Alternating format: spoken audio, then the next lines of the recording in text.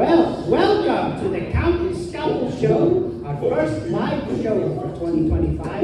Excuse me, one second. Change in the seasons. I am almost certain. All right, so that's what it needed to be. Anyway, I'm CountDrahoon.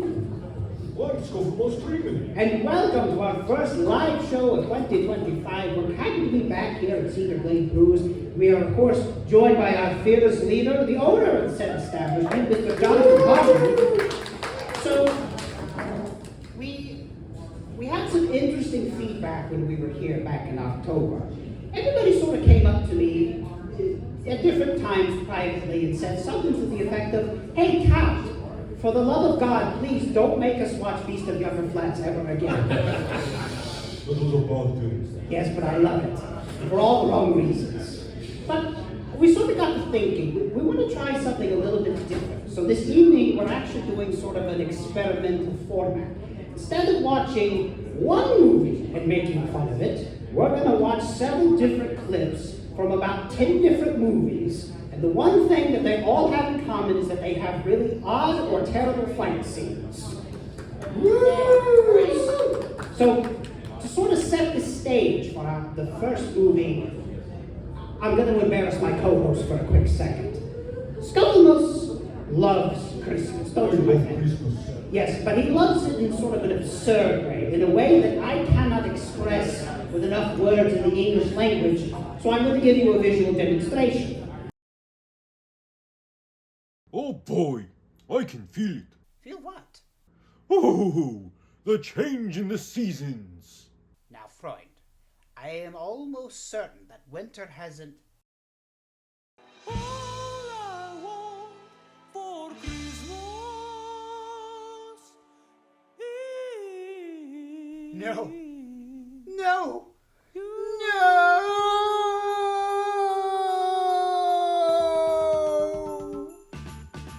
I don't want a lot for Christmas. There is just one thing So, Scuffles is one of those kinds of Christmas fans. As soon as 12 a.m., November the 1st, starts up, he basically completely changes his household to Christmas, whereas I'm a little more reasonable person and I want to celebrate Christmas after Thanksgiving. So I bring up Christmas because I have the pleasure of watching one of the most unique Christmas films ever made. It's called Santa Claus Conquers the Martians. And there's a word that describes this movie.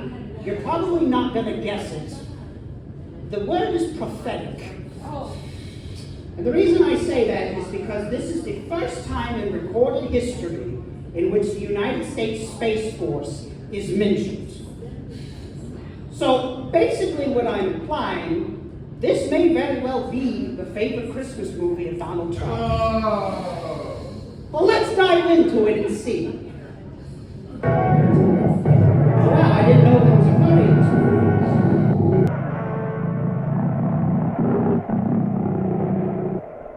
I don't think you want to see this.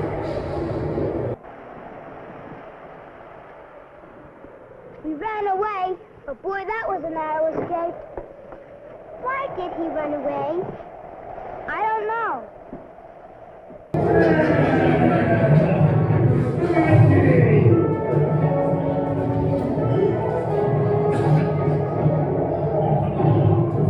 believe they got polar bears in this movie.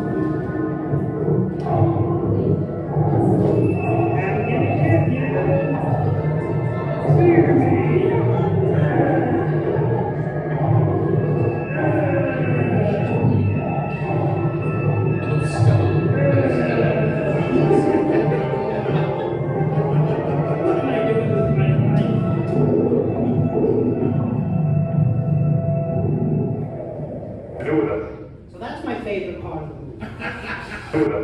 So that's my favorite part of the movie. Count, I'm a little concerned for the children's health crawling around in all that asbestos. Did you notice? You think it's asbestos? 100%. You know, it probably, here's the thing. This film was shot in an air hangar. So, that's definitely asbestos. Definitely. Those kids are all dead. I was hoping it was goose feathers, but I think you're probably right. And are these all the great kazoo from the Flintstones? No, these are the Martians. Yeah, they look like the great kazoo. You remember him in the Flintstones? I don't remember that, but these are Martians too. What's that, Scuffles? They look just the same as the great kazoo. Yeah. They do? Okay, well, I'm a little off on my Flintstone trivia, so I just... You know what? Let's go ahead into the next scene, because this next part, I'm 90% sure that this was shot in a broom closet. To do with us. You're going to stand trial before the council. I don't think you'll be causing any more trouble.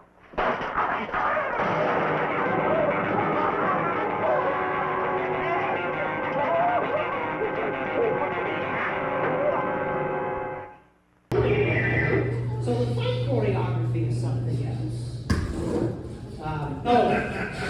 Look real close at the air gun. Does that look familiar? Anyone born? Looks like a plunger pair. You know what? That's a great guess. It's an old Whammo. It's a Whammo ray gun. Oh. And they spray painted it. So, right, so we're going into the last scene. And a bubble pipe. Yes, and a bubble fight. Because I don't know what happened. It's funny because Santa was actually smoking a regular pipe earlier in the movie, but I don't know what. I guess they were afraid that smoke would damage the sensibilities of young children, so they switched it to a bubble pipe. And this is the climax of the film.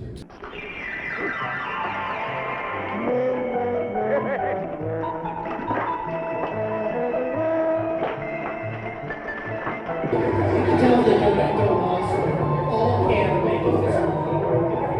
Just do what you want.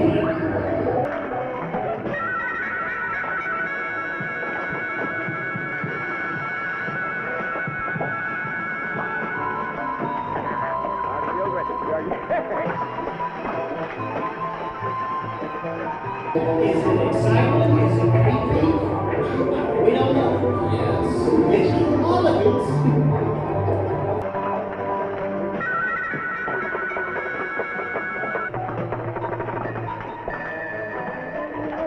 This looks like a kindergarten class gone awry.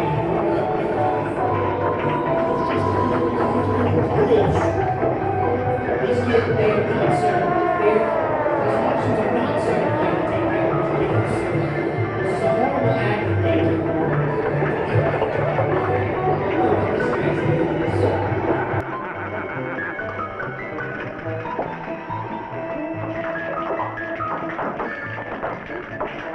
Really quick, one of the many plot holes in this movie.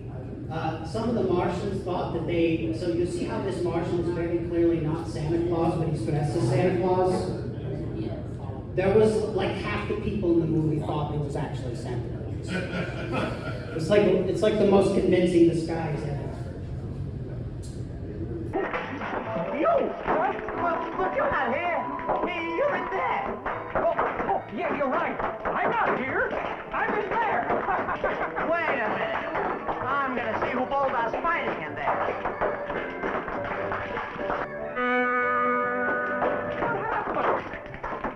I don't know what's going on in there, but I'm gonna take care of you myself.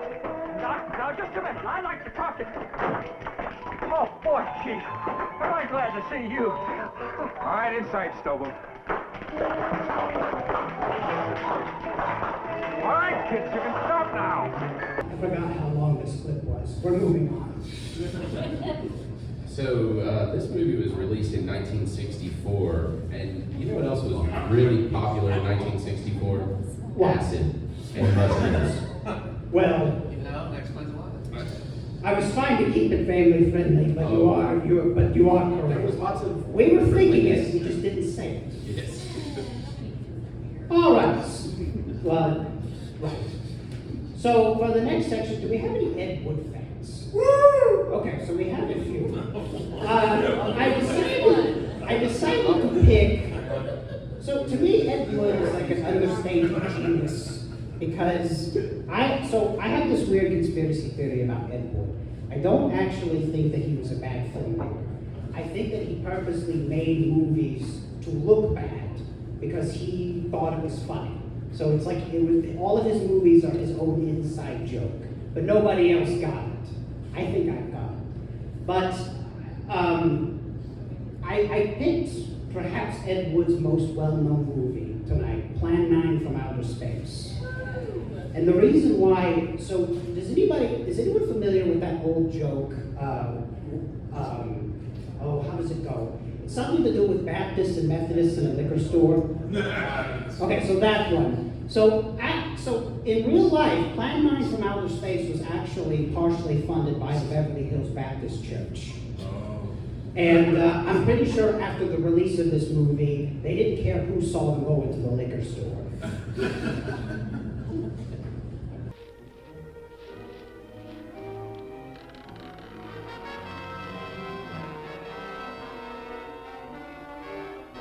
Look, it's me. I've shrunk since 1956.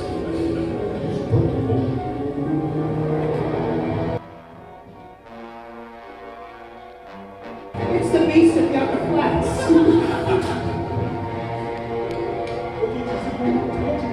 Yeah, but he cleaned up. This is the prequel. Yeah, this is the prequel before the atomic explosion.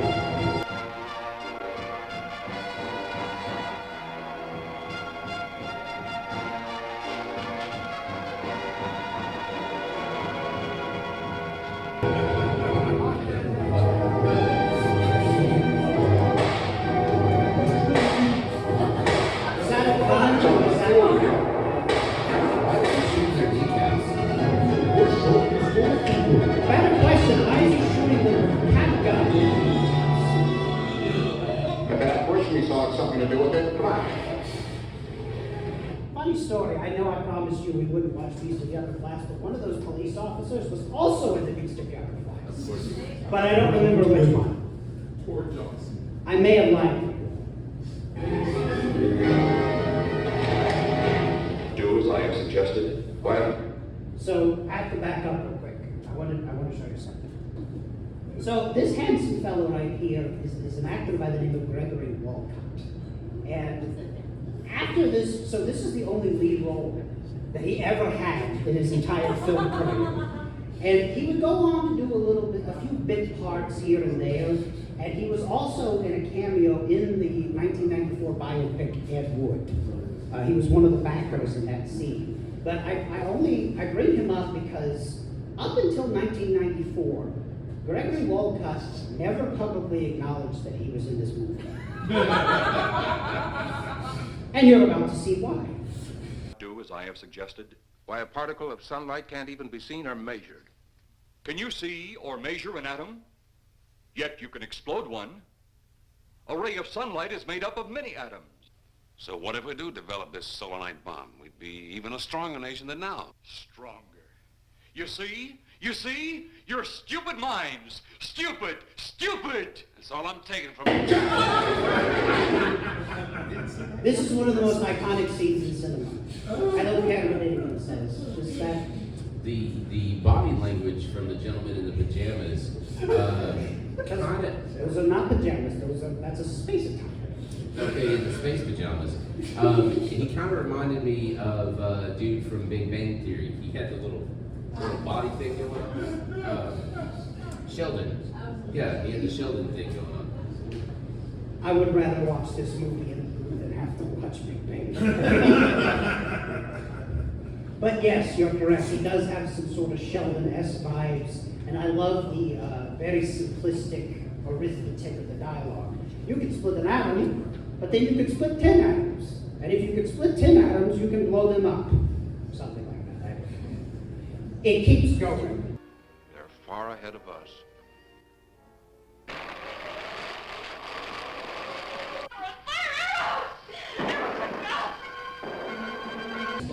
Did you? I believe I heard you say yes. It's a pie plate. Good. You don't get in the microwave too long.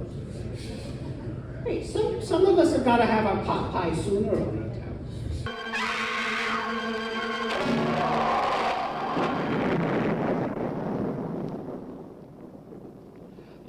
How did You have seen this incident based on sworn testimony. Can you prove that it didn't happen? Perhaps on your way home, someone will pass you in the dark, and you will never know it, for they will be from outer space. Many scientists believe that another world is watching us this moment. We once laughed at the horseless carriage, the airplane, the telephone, the electric light, vitamins, radio, and even television. And now some of us laugh at outer space.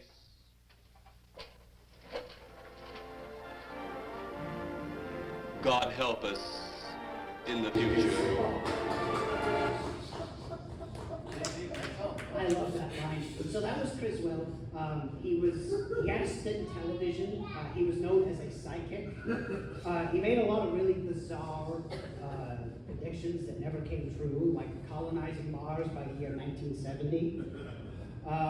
But yeah, the line, God help us all in the future, I think that about sums up this. So moving on, so I have to apologize because I made a mistake in labeling this section of the program, because I made a reference to the Beverly Hillbillies when I should have made a reference to the Dukes of Hazzard. Because the following movie, the following scenes that I'm about to play will come from a film called The Killer Shrews, starring James Best. James Best is best known for his role as Sheriff Roscoe P. Coltrane from the Dukes of Hazzard. Long before he was the sheriff of Hazzard County, he was stuck in a hurricane with a really pretty Swedish actress, fighting off these mutated shrews that in some angles look like hand puppets and in other angles look like mountain dogs.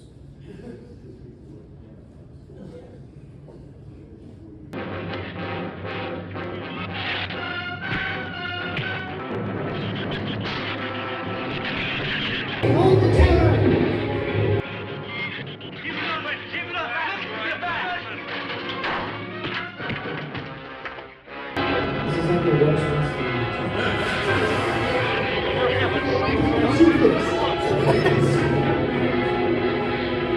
Oh my gosh, it's an attitude adjustment!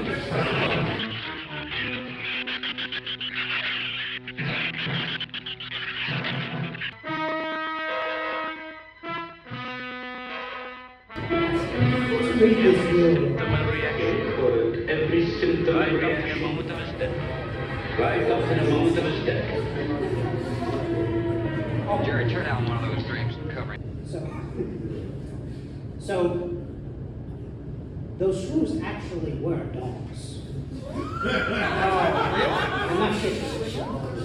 Yeah, no, they weren't. They weren't actually malnourished, because that's cruelty. See, what they did was the costume department made some very questionable decisions, and they put masks on the dogs and sort of let them climb up the trees for the scene that they did. And there were hand puppets that were used, so no actual mutated shrews. And you can kind of already tell that. This movie was shot in Texas, believe it or not. And it's funny because the guy that made this movie, he was directing another movie at the exact same time called The Giant Gila Monster. So they were both released as sort of a Texas-sized double feature. So apparently Texas has a mutated shrew and a giant Gila monster problem. I'll keep playing this. Right up to the moment of his death. Jerry, tear down one of those drapes and cover him up. Sure. Craigus will cover Ann, and I'll cover him. You'll cover me, but who'll cover you? Shut up! We can get on that man-old sway for the shit! Somebody get him away from the liquor cabinet.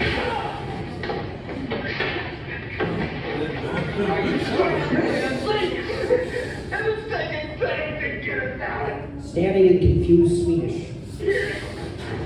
Get us out of here!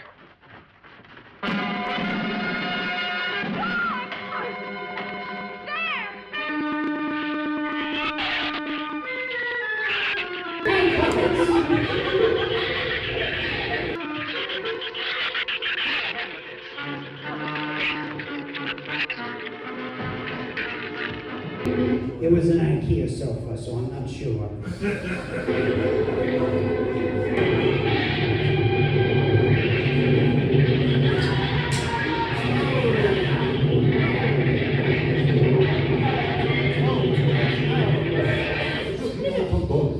Say that. That wasn't that bad. No, it's actually, this is probably one of the better movies that we're gonna watch tonight. Believe it or not.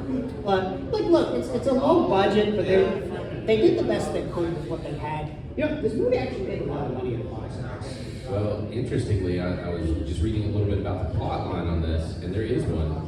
And I know. And the idea, the shrews accidentally grew because the scientist was trying to shrink humans to assist with the problem of human overpopulation. Yeah, it's like Honey, I Shrunk the Kids, but worse. Yeah. But way, way worse. With giant rat shrews, dogs. So, another shocking detail about this movie, they didn't have enough money in the budget to afford stunt workers. So all the actors had to do their own stunts, particularly this glorious fight choreography that you saw a moment ago, but also this fantastic, what I like to call great barrel escape scene.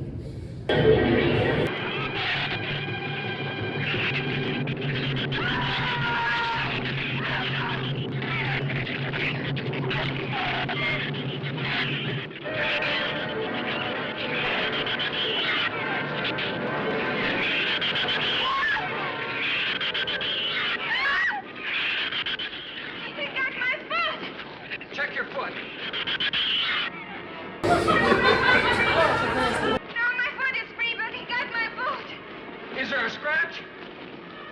No, not a mark.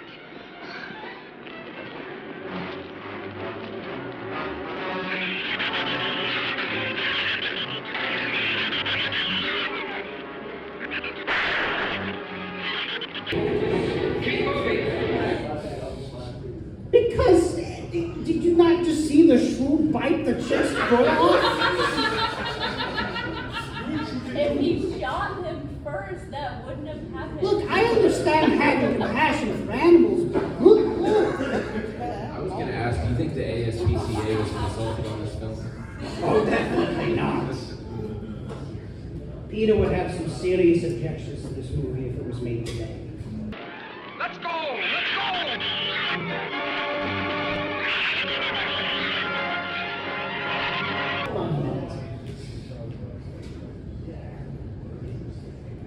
No, okay, it's like if Mufasa was a rat.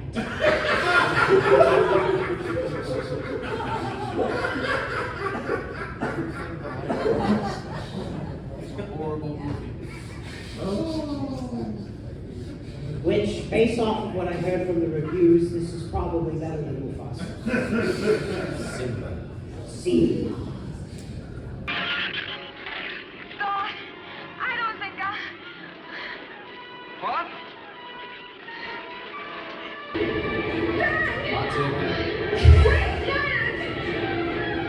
Swedes don't do well without feet. She seems to be enjoying herself. We'll hit the water soon.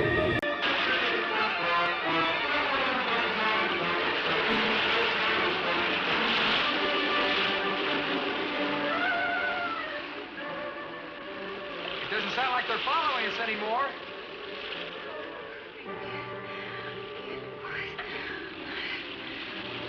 I think she needs a moment. I'm just saying. Somebody made a Pirates of the Caribbean reference. I believe in your shrews, mates. But So I guess shrews don't swim. I know where the dogs were just afraid to get in the water. This is good information. It's right. So, you know, honestly, for what it is, it's actually not the worst escape plan I've ever seen. Like I've seen far worse. So it's It's the same plan that they had in Lord of the Rings. Just without Nazgûl. Oh my gosh, you're right. Yes. That's literally the Hobbit. It's the Hobbit, but with shrews. What would Tolkien say?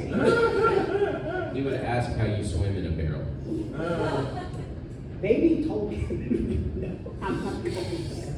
Maybe he watched this movie and said, wow, my joke was, the film was brilliant. He didn't do that. He had a much better taste than that. Okay, so who in here loves Godzilla? That should literally be everybody. So I have coined this phrase that I'm using as the title. Yes. As the title of this section, Bad Godzilla is worse than no Godzilla. Because let's face it, Godzilla is one of the longest running film franchises of all time. There's about 38 films, give or take, that have been released since 1954, all of them different eras. So, as many as there are great Godzilla films, you're guaranteed with that much of a track record to have maybe a few stinkers here and there. And I think Godzilla vs. Megalon from 1974 is probably one of the best examples of that, because so much of this movie is so bad that it's great and that it has been reused as memes for the Gen Z culture.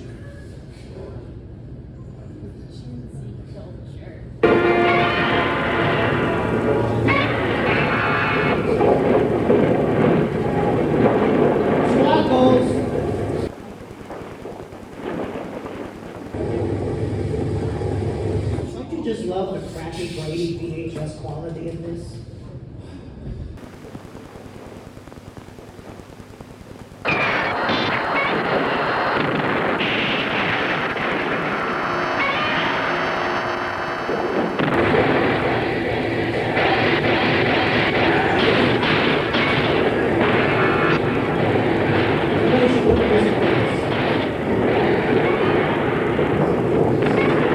Hey, Scuffles.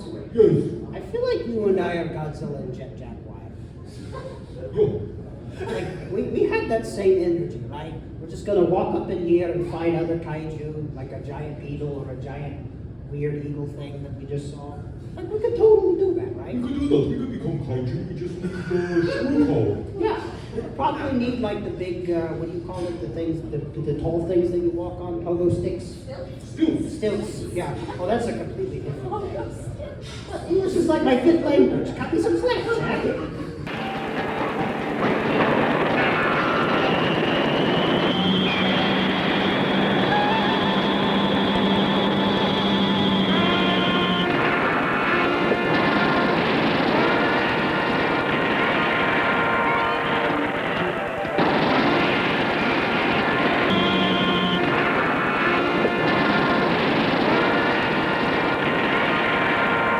That's totally us. That was us last week at the club. I would totally throw you out of the fire. See? It probably looked weirder than that. So, fun fact, the first iteration of Godzilla films was called the Showa period. It lasted from 1954 to 1975. The reason why the later Godzilla films aren't quite as critically acclaimed as like the first half is because the budgets ran really low on like the later films, so they ended up reusing old footage from old movies. So if you watch this movie, and if you, like me, if you've seen enough Godzilla movies, chances are you've seen that same footage at least 100 times in 2 different movies.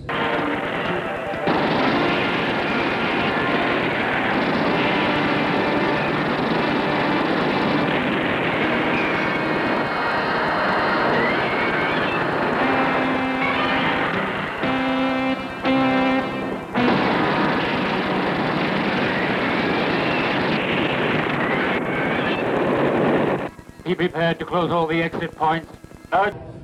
This is your drunk uncle at all the Christmas parties.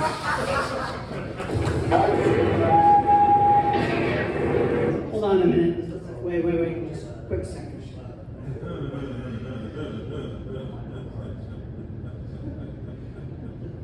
There should be a law against how much shoulder hair that man has. Moving on.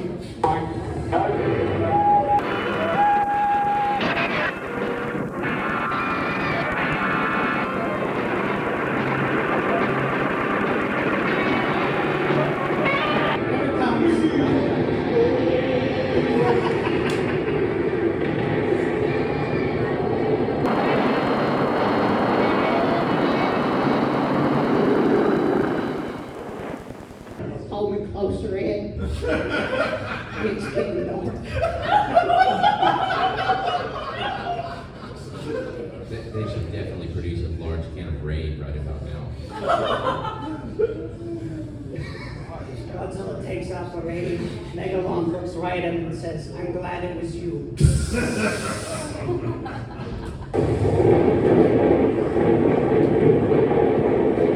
All right, here comes the greatest meme of the century.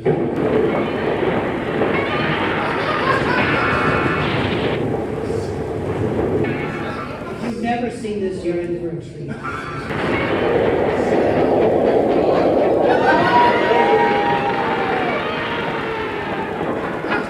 Let's see that again.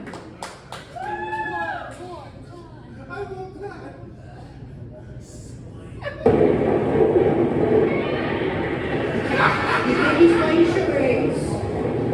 He's getting his front friend out. But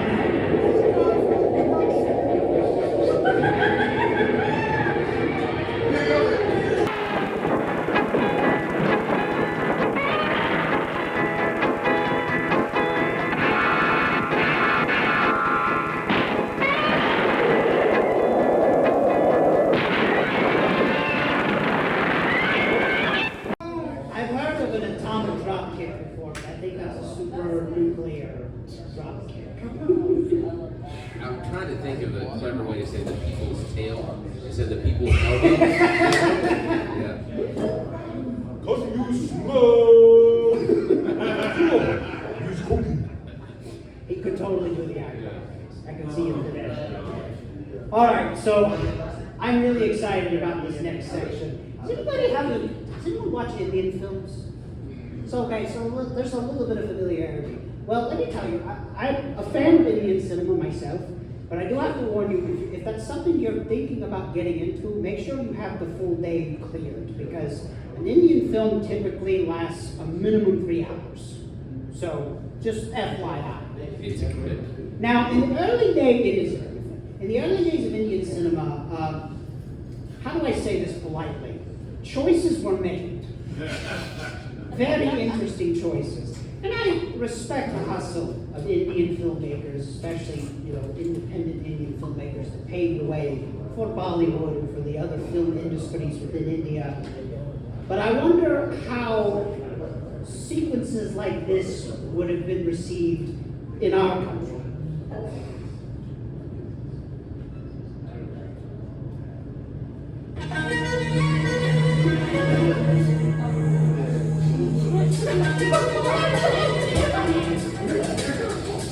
You've heard of a Mexican standoff. This is a Sri Lankan standoff.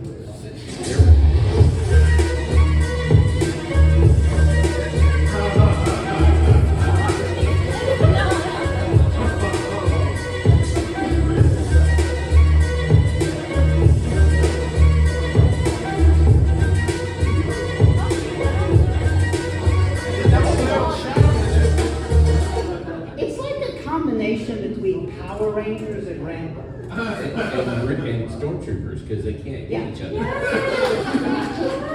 Oh, Rumbo. But that's the fun of it. And then he threw a smoke grenade. Like, we're going to make you cough to death. Yeah, was it? Okay, I gotta see again. Was that a normal smoke grenade, or was that like did it have like a pink? It was like a pink red color. Okay, let me see.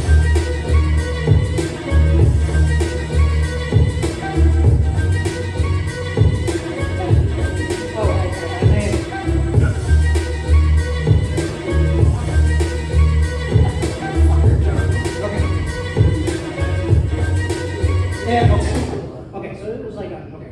No, there's one more. Oh, okay. There it is. So Crimson Haze. Yes.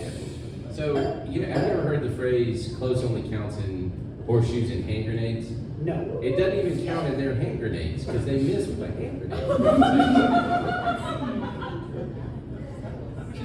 And there's so much going on, because it's like the ninja henchmen were there, but then I don't know if they just have fast shoes or Indians are like really agile, so they decided that they can there's like some Indian martial arts that I'm unaware of, where they can basically just glide over into a rocky hill and then I don't know how that works. I'm actually kind of picturing the shooting gallery games, like the old school, and they just pop up and they pop back down, you know? Maybe. Well, yeah, I guess so.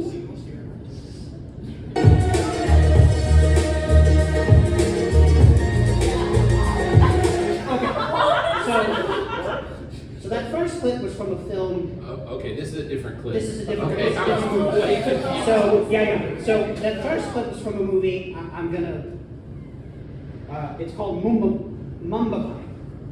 This film is called. I'm totally butchered this. Ak Rajan Ak. I don't speak Hindi, so I can't tell you what any of that means. You have a cold or something? It's been building a little bit. I don't know what it is. It's the weather. I always say it's the weather. The dude. Those are good ones, Scuffles. Yeah, so this one is called Akraj. You know what? See this for yourself.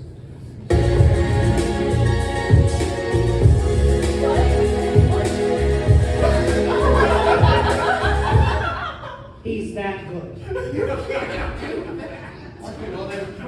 You see this all the time in Indian action films. Like with this guy, you got him like driving the, what is that, like a mini truck with his foot. And I've seen one movie, I wish I could have included it. The guy like shot like a whole army of henchmen, and he grew like 16 arms, and they all had machine guns. Yeah, it was crazy. I'll include that in another package at some point. He's a much better shot than the last. Maybe it's the foot thing. It helps him like get centered with the. I don't know. There's some military people here. Maybe they can tell us how that works.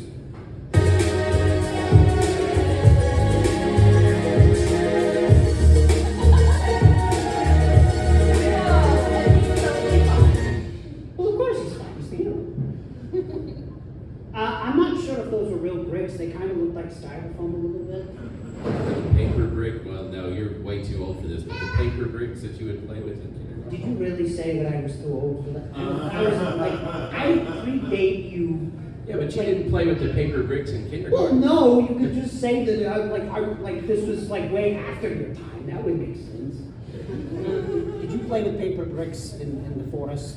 I come from the forest. We didn't have paper bricks. We just have trees. Okay, well that's fair. So you would have taken issue with like somebody making the trees and the paper bricks. Yeah, just, because you could just use trees to build a house. You don't need bricks. It's a little redundant. Gotcha.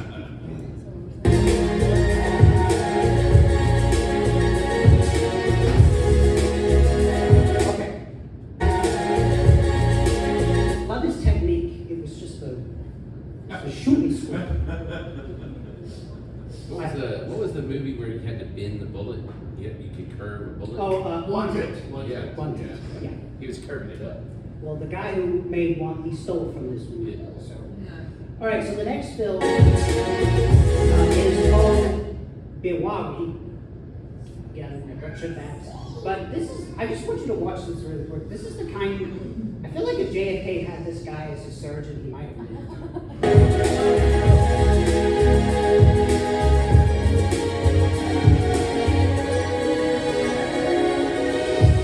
Such dedication.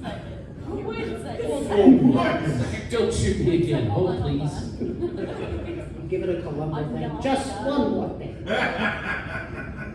Yeah, it's like, there's a lot to be said for this, because it's like, he's really dedicated to his surgery. The guy literally just got shot in the chest, but he's not done with that open heart. That's the Hippocratic oath taken to like the farthest extreme you could possibly think of. So.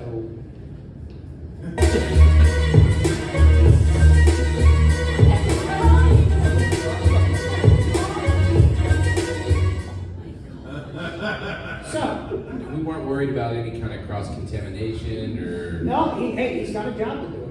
That's all there is to it. We got one more stop to make on our... It looks like we ended up in an international tour somehow. So we just took a trip to India. Now we're going to Spain to look at some of the films of a man I admire by the name of Paul Naschy. He's a Spanish-born actor and director. Like some of you, he was a monster kid. He grew up watching a lot of the classic horror films like Dracula, Frankenstein. particularly the Wolfman. That was his favorite. And he spent most of his career actually emulating and making classic style horror films. He was particularly known for his werewolf series in Spain. And I have some clips from some of those, but I think we're going to start off with a movie that he decided to branch off of. He decided he got tired of playing the werewolf and wanted to diversify his horror portfolio, so he played a hunchback. I'm glad that you pronounce his name properly because I just read it as Nazi. Or nasty.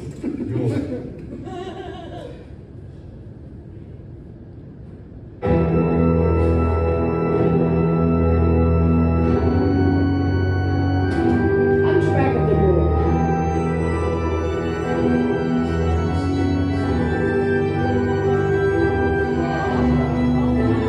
It's okay, it's a PG-rated show.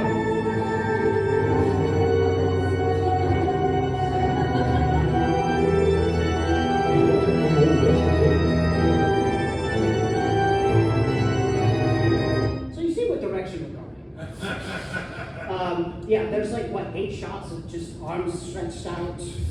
And yeah, this is quality stuff, I would say. So, Hunchback of the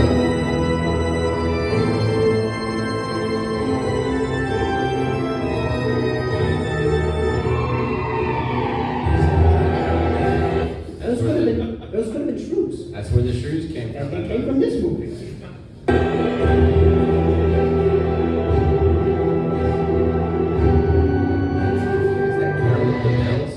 Apparently, I love Christmas too because it made its way into this music I chose.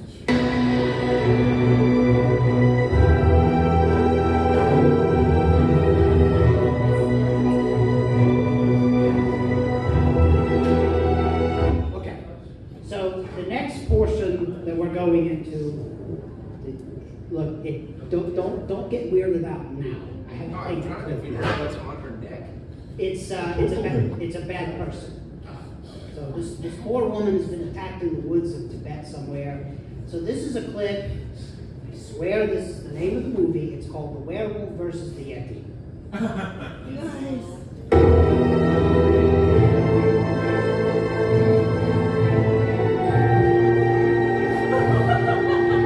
Sorry, dude.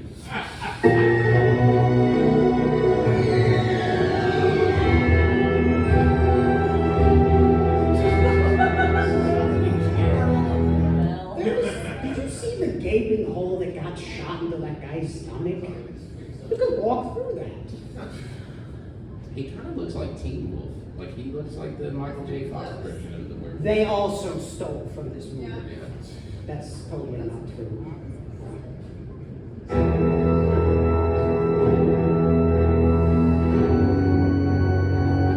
You've heard of a bear hug. You know where I'm going. It's a werewolf hug, see?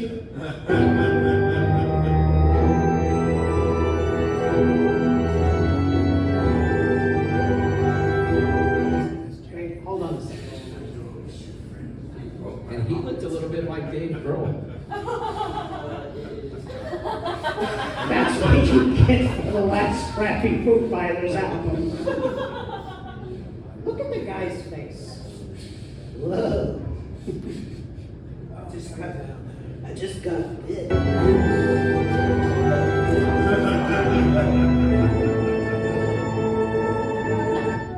not pretty.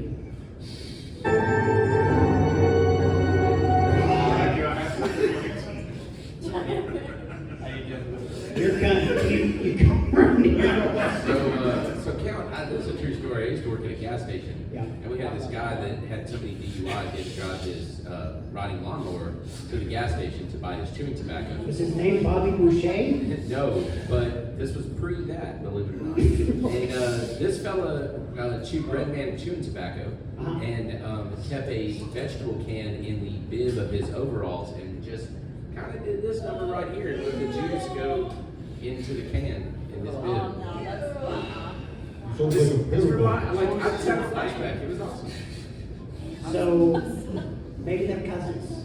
I'm gonna guess yes. It was in Laverne, so. I mean, they look about, well, you said they look about the same. Yeah.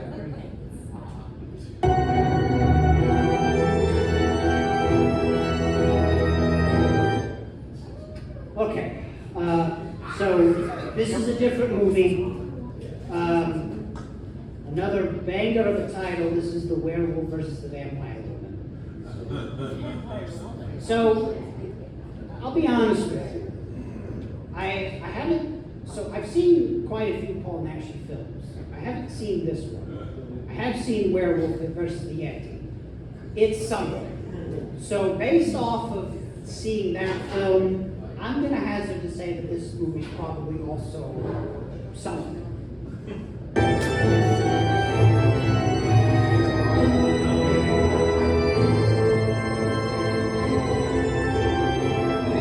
Okay. It's triggered me. They have fangs. Hey, are they going through the trouble of making them in neck? Like, come on. They're bougie. Yeah, I guess so. They probably don't want to smear the makeup. They're high society vampires. Yes, they have to. Yeah, and they've got to have it out of the little chalice. So they probably, that thing was probably easily $60 at the Goodwill. Yeah, so they gotta get money. They gotta get their money back somehow.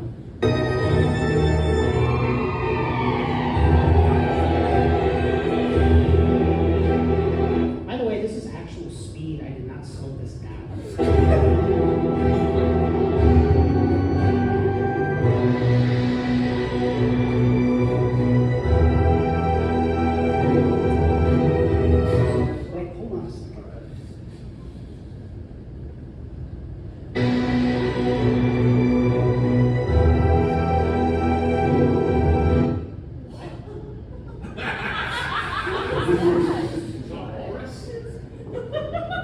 I thought he had French fries hanging out of his mouth. This guy also looks like he's from Laverne. I was actually about to make a meth comment based on the eye. Laverne, meth, that's the difference. Well, there you go. That's the most controversial joke of the evening. Maybe? Also spaghetti. Spaghetti, I was going to say mandarin oranges. You know, the little fruit packs. The show is not sponsored by those.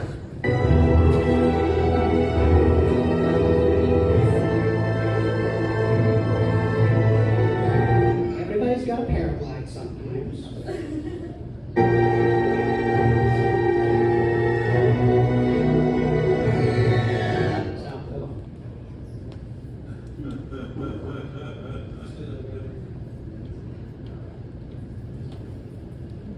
Okay, just watch me. Humor me.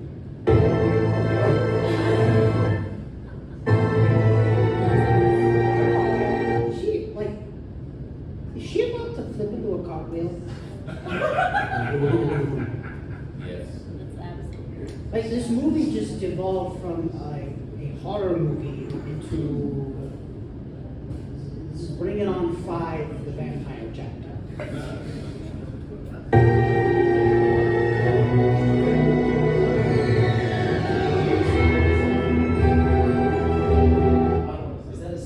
So, that is Paul Naschy. This was his life's work. He did like 10 of these. He did The Werewolf versus the Vampire Woman, The Werewolf versus the Yeti, The Werewolf versus Godzilla, but they didn't have the rights to call it The Werewolf versus Godzilla, so they called it The Werewolf versus the Giant Lizard Monster. I made that last part up. But still, his movies are still a lot of fun, and if you do love cheesy B horror movies, I do recommend Paul Naschy. But he actually had a really good film called Tombs of the Blind Dead, which is, no, I'm sorry, Horror Rises from the Tomb. I get those two mixed up. It's a pretty phenomenal movie. But that is basically the package that I have this evening. Yes, Joe? Would you humor me and rewind it back to the lady's face? Just Okay, like yes. 2 seconds. Yes, it's right there. Do you remember Evil Lynn from He-Man? I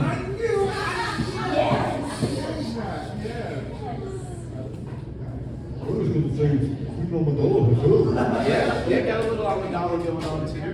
But like if Queen Amidala had jumped into a frozen lake to do laps before she cartwheeled into this movie. The people who made He-Man, they stole from Paul. I don't know what to tell you. All things that were good came from something bad. That could be true. Yeah. But that's about all we have this evening. This was our first package. So we have the first fight scenes. Did we have a good time? Gentlemen, I guess we'll be back at some point. Somebody gave a great suggestion. I think next time we're going to do the worst special effects. So we'll be back sometime next month, I guess. Yeah, next month, February. We got to set the date, but it'll be roughly a month from now. All right. Well, tune in. Be sure to follow us on social media at Scufflemöss, at CountDrahoon, at Cedar Glade Brews, and we'll have an update for you when the next show is. But until then, keep counting.